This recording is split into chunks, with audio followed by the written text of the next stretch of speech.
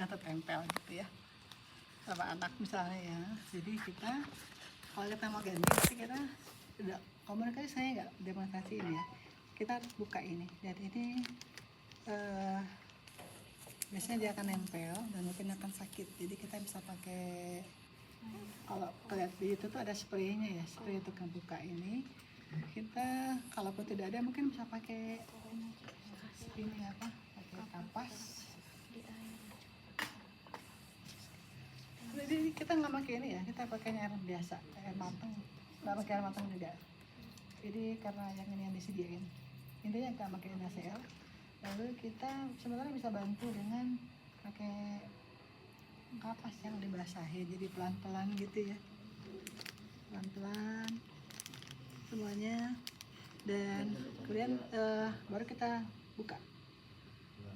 Bukanya itu ya intinya ya dilihat bagaimana respon anak, baik kesakitan atau tidak, kita buka, kemudian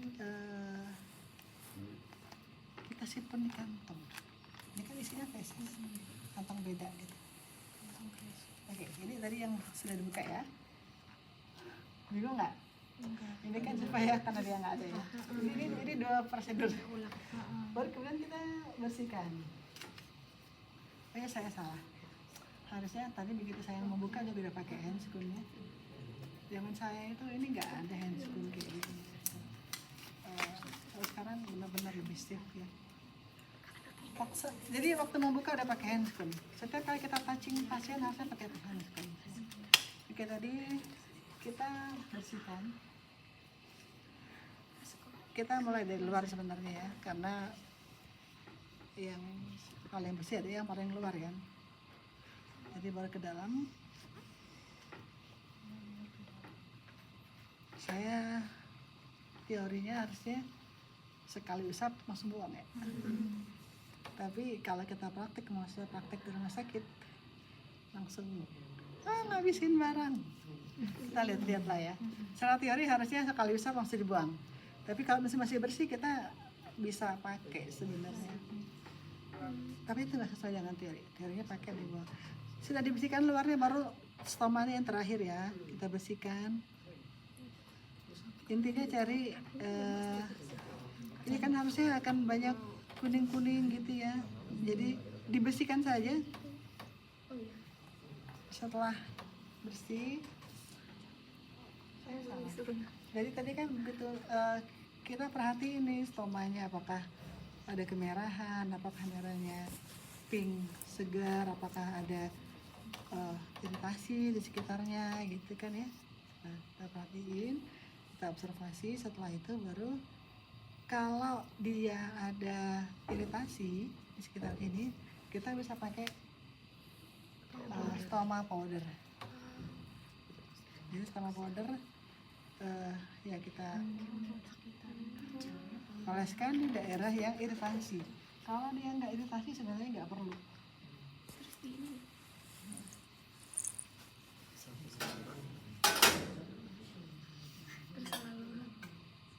Lalu kita misalnya ini merah ya, kita ini ya, kita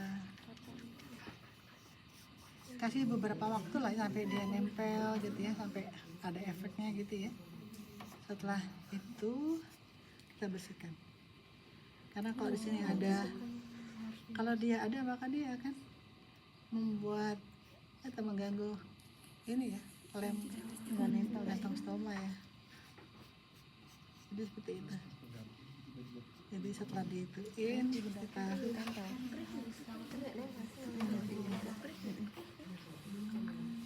nah terus yang penting adalah tadi itu opsional ya powder itu, dan ini harusnya selalu dipakai karena dia untuk barrier ya, skin barrier.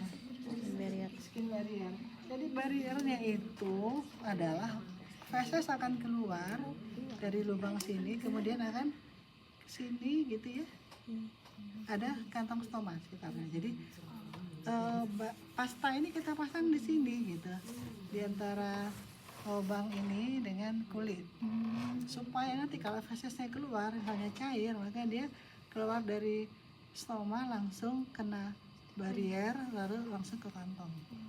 Jadi Eh, jadi bukan kena di stomanya, dia fungsinya untuk barier. Itu keluar. Kalau namanya juga barier. Jadi di sininya ya. Kemarin praktek ini agak susah sih.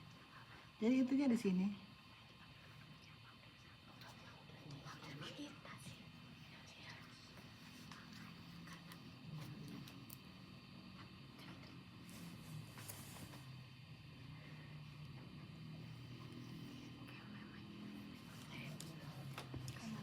Untuk awal-awal mungkin kita bisa libatkan ibu ya, libatkan ibu supaya nanti karena anak akan dengan stomanya beberapa waktu di rumah, jadi ibunya yang mungkin akan mengganti.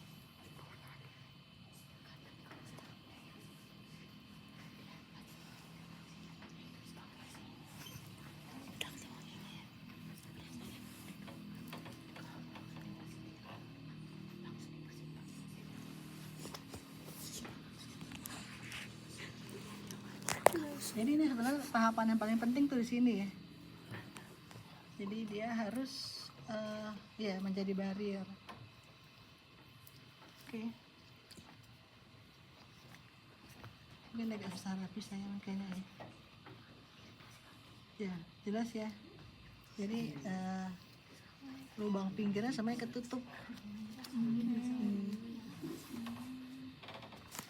Arah kantung itu ke sini, ke situ, ke sini. Arah kantung ke sini. Kalau dari yang video itu sih bisa horizontal, bisa vertikal. Kalau nempelnya itu sebenarnya kita bayangkan nanti waktu kita mengganti Kalau vertikal tuh posisi anak seperti apa. Kalau anak ini mungkin mengganti dia akan ke sana ya. Kalau dia anaknya nanti saat diganti dia kalau di rumah sakit mungkin dia akan tidur ya. Ya mungkin setelah kita ini kita harus yakinin ini tuh nggak tajam ke stoma gitu. Terus ya kita tempelin.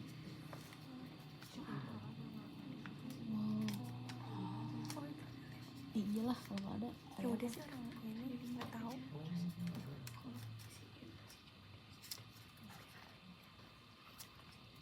Kayak masang ensoplas.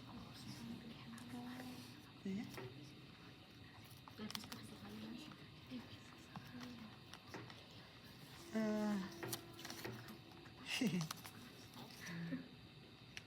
Ini bukan contoh yang benar ya, karena harusnya dia nggak ada lubang ini ya.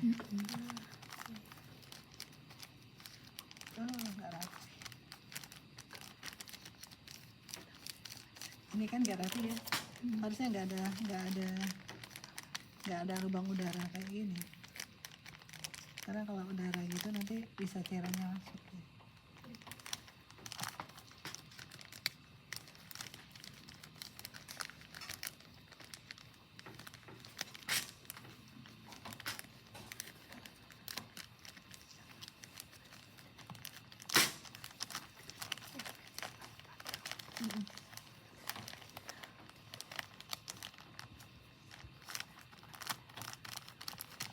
Nggak ngaruh sih sebenarnya.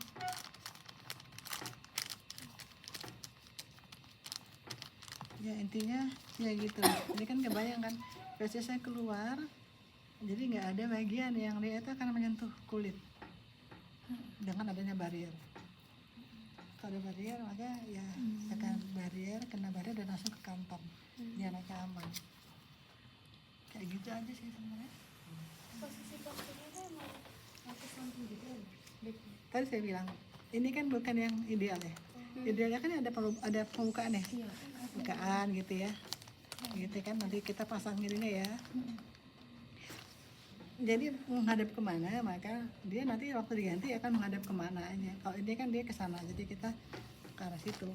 Kalau dia ke sini mungkin pastinya akan ke sini. Gitu. Karena ininya di sini. Iya. Akan apa? Bawah vertikal yang lebih panjang. Kalau ke bawah kayaknya nggak mungkin deh. Nanti ngebersihinnya karena dia itu perlu perlu untuk gravitasi ya. Kalau sini nanti dia Kalau jalan itu Oke, ini kan lagi kalau seandainya dia sehat dan di rumah sakit mungkin dia ya ke bawah. Dia nanti gampang, apalagi kalau seandainya dia waktu dibersihin bisa dicuci gitu ya, bersihin cuci ya nggak harus diganti.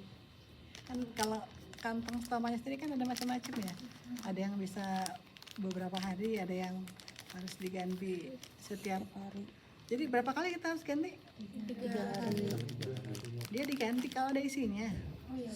Kalau dia nggak ada isinya nggak usah diganti. Atau diganti, dia akan diganti kalau dia terisi sepertiga.